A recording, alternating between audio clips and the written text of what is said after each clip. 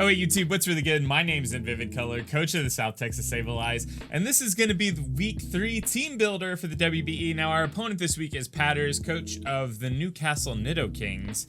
And just first things first, this is not going to be a live team builder. I mean, obviously you're watching the upload. I've been live streaming the past 2 weeks, and this time I'm just going to pre-record it and upload it and see if that does any differently. See if that, you know, produces different results in terms of like views and metrics and, you know, the boring stuff. Anyways, hi. So this week, Patterrz has access to Tapu Koko, Terrakion, Hippowdon, Snorlax, Escavalier, Typhlosion, Venomoth, Alolan Executor, Swoobat, and Mega Gyarados. So definitely a scary team. Right off the bat, a couple of things that look really, really intimidating, in my opinion. The Terrakion gets really good coverage against us. The Snorlax is just really hard to break through. Typhlosion, if it specs, can always get a kill if it's sort of like forcing something out. Maybe not always, but most of the time. And then Mega Gyarados is just always a threat. That being said, we have a lot of good pieces here. A lot of good, you know, Pokemon to sort of like slot in to this team to, I don't know, you know, make things happen. So if you don't know my squad, it's, you know, it's right there. I'm not gonna read everything, but this week we are bringing Aragog, the beautiful Galvantula, Kaiju, Tapu Bulu, Brome. Also, the name Brome kind of just came from, I looked up bullgrass, and this is like the genus. Brome is like one of the words in the genus of bullgrass. There you go. You're welcome. Or it's like at least a word in it. I don't know. I do that pretty often. Splice, the Mew, Raptor, the Hawlucha, and Fox, the Moltres. So, this is a really, really standard Galvantula set. We're just max speed. We have to be max speed because his Terrakion actually speed ties us. So if he's not scarfed and we're both max speed, it's just going to be a speed tie. And Energy Ball actually does a ton to Terrakion. I contemplated going Sash here just because it would always let me get webs up, and webs look really good here. Slowing down the Terrakion, slowing down the Koko, slowing down the Typhlosion if it specs, making sure the Venomoth is never going to outspeed me once it gets a Quiver Dance up, or outspeed a couple of my threats, and then also the same for Gyarados. So the webs look really good, in my opinion. We do have a lot of fast threats, but his Tapu Koko outspeeds our entire team. So just being able to like bring it down to pace might not be too bad. Kaiju, the Nidoking here. Again, kind of a standard set. We just have enough speed to outspeed. Hold on, what do we have enough speed to outspeed? It's been a while since I've actually made these sets. I think it's the Mega Gyarados. Figured it out. We have enough speed to outspeed the Mega Gyarados. The coverage here is just to hit all of his Pokemon for really strong neutral damage or super effective damage. Like the Thunderbolt in terrain actually finds a lot of damage on some of his threats, even things that are like neutral resistant, like Thunderbolt to Escavalier in terrain does a ton. After, you know, calcing it. I don't have exact calcs on hand because again, it's been, you know, a while since I built this team, but it does good damage. Like we're missing Flamethrower here, which just OHKOs the Escavalier. Which might be a punt.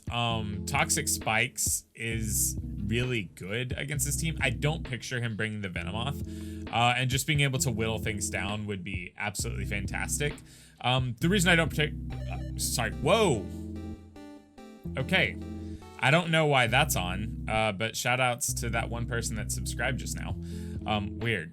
Anyways, Toxic Spikes is, where was I at? That threw me way off. Wow. I could probably edit that out, but I'm not gonna.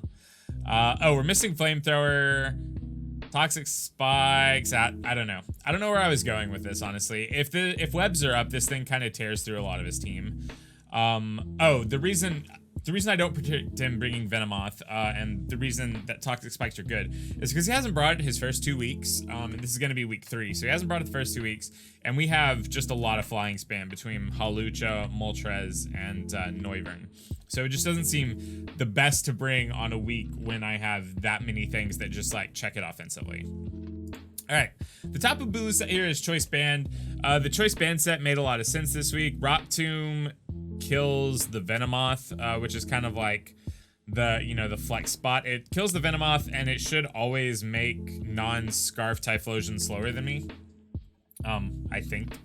Rock Tomb is probably almost never going to be clicked, but he doesn't really have a switch into Woodhammer. A Scavalier is his only switch in. Like, everything else either dies or it takes like 50+%. Hornleech is kind of the same, but that's for like later in the game when I'm forcing things out that I'm faster than. With Webs Up, this always outspeeds not the Tapu Koko, the Terrakion. With Webs Up, this always outspeeds the Terrakion if he's not Scarfed. This is a really weird Mew set. Just kind of like an offensive. It's not really offensive. It's kind of like I don't know why I said offensive. It's a really defensive taunt set. Taunt, he has a lot of mons that can come in on Mew and kind of take advantage of how passive it is this week. So I figured just get taunt up, or just like have access to taunt. Like that way, we should always outspeed the Venomoth. We can taunt it if we're predicting him to go for QD. We can taunt the Gyarados if we think he's going to Dragon Dance, so on and so forth. We outspeed a lot of those things. We can taunt the Hippowdon, taunt the Snorlax. Rocks look particularly good this week, just as a way to sort of like chip away at things. So I mean, once I put Sticky Webs on the team, I also wanted to have access to Rocks and Spikes, just because it made the burden of removing hazards, like it pushed it off onto him. We have the beautiful Raptor here. The Hawlucha, pretty nice Hawlucha set. Finds a lot of really good coverage on his mons. Max attack Adamant here, or no, max attack Jolly. We're Jolly to outspeed. It's either the Gyarados at +2 or the Venomoth at +2. One of those things. Or maybe it's the Scarf Koko. I think it's a combination of all of these things. Anyways, so we're Jolly this week, so we don't have as much hitting power, but we have the Sword Stance to bolster our attack. The idea here is to use Tapu Bulu to break kind of early, bring it in for like one last hurrah, and then use then use Hawlucha to just break a massive hole in his team. He doesn't have good resist to just like Hawlucha's dual stab. If we look at that, I don't think he has anything aside from Tapu Koko, which +2 poison jab does a ton of damage to a sort of like standardized Tapu Koko set, like one that doesn't have much bulk investment. So the more you know. And then we have the beautiful Moltres. I keep saying beautiful. I don't know why. I don't know why I'm calling all these Pokemon beautiful. Just let me live my life, I suppose. We have Moltres here, Fox. A lot of really like kind of standard names here, at least 2 Harry Potter ones, Aragog and Fox. The Phoenix. Flamethrower Hurricane, Fly NEMZ Hurricane does a ton of damage to his entire team. His only resist is Tapu Koko, and it's not particularly bulky enough to take like multiple flying stabs. Like he can switch into the first one and it does like 50 to 60% or something like that. And then if I just predict him to kind of dick around, I can go for a Flamethrower and it'll just knock the Tapu Koko out. So there you go. Roost U-turn. U-turn gives me pivoting options, and then the Roost is just to keep this thing healthy. I think that this is like, it's kind of a bold set to bring because I didn't actually bring removal this week. So if he gets Rock Step, this thing's just gonna be taking 50. But, we brought the Taunt Mew to play around that, and we have a lot of things offensively that can sort of pressure his setters. So leading Bulu, for instance, means that if he wants to set up rocks with his Terrakion or his Hippowdon, he has to sacrifice it.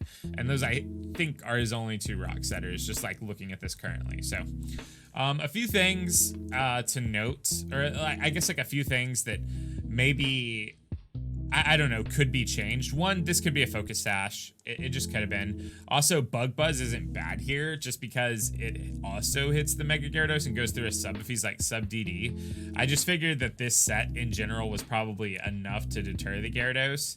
As long as he's not at +1, we should always outspeed, but I guess that's also a reason that it could have been focus sash. Toxic Spikes probably could have just been Flamethrower. Flamethrower for the sick coverage on the, what's this thing called? A Scavalier. There you go. This set, I think at first was like a sub Sword Stance set. Then it was like a sub Leech set. I don't know, I'm trying to get into the groove of Tapu Bulu in Draft League. I've had it before. And used it relatively well, but it seems like each week I'm kind of almost always bringing it as a terrain setter, and I need to figure out how to position myself better with it so that I can use it offensively or defensively much better than I have been. This set I think is a little strange, I will not lie. Psychic, like having actual no way to hit the Mega Gyarados seems kind of punishing. I could have had U-turn on here. I could have had like Aura Sphere. I could have had Willow for the Gyara. Just a lot of things that I could have done. In fact, like Willow probably could have replaced Taunt. But this is a set I landed on. I think it's really strange. I'm also not the biggest fan of using Mew defensively so far. Like the week I used it offensively, I felt like it was just such a threat. So after this week, I think I'm going to try and transition back into that. Like using Mew more offensively, or at least like if I'm using it as a utility set with more diverse options. This set, not much to talk about here. Pretty standard, same here. All right, cool. All right, so thank you so much for watching. This means the absolute most that you would choose to spend a little bit of your time here with me today. It's incredibly hot in this room, so I'm gonna, you know, get editing this and dip, and then I'm gonna go do chores because I have to do chores today. Okay, battle goes live tomorrow. I haven't scheduled a time with Patterrz. I'll tweet out when it goes live. If you want to know exactly when, you know, follow me on Twitter and subscribe to this channel and turn on notifications. Leave a comment in the comment section down below letting me know what you think about the sets. You can pick a favorite nickname for all of the, you know, Pokemons that I have nicknames so far. Just pick a favorite nickname. I'm down. Tell me that. That's your question of the day. I don't do those ever, so do this one. Okay. Comment, like the video if you like me. Or if you really, really hate me, then just leave a spite like. Those are the worst. And I can tell the difference, by the way. Like, if you leave a like and it's because you hate me, I instantly know, and you can really just get me for it. The first person to leave a derogatory comment towards me in the comment section down below gets their comment hearted and pinned. You know, derogatory in the sense of, like, all in fun, all in good spirit. Don't push it. Don't push your luck. Okay, that's all I have to say. I'm kind of done here, and I have to leave. Okay. Bye.